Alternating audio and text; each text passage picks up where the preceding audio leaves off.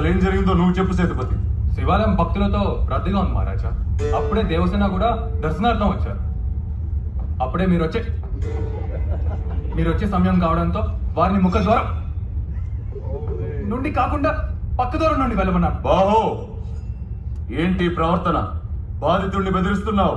ప్రతిమాలితే నిజాలు బయటికి రావు మహారాజా. నీ హద్దులు అతిక్రమిస్తున్నావు బాహుబలి. నిండు గర్భిణిని సంఖ్యలతో నిలబెట్టి ఈ సభ ఎప్పుడో హద్దులు అతిక్రమించిందమ్మా. నిండు గర్భిణి అయినా పండు ముసలైనా నువ్వైనా నేనైనా విచారించే పద్ధతి ఒక్కటే.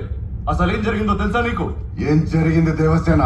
శివాలయంలో ఆడవాళ్ళందరినీ ఒకవైపుకి రమ్మన్నాడు. లోపలికి పంపే నెపంతో ఒంటి మీద చెయ్యి వేసి నిమిరాడు. నా మీద కూడా చెయ్యి వేయబోయాడు.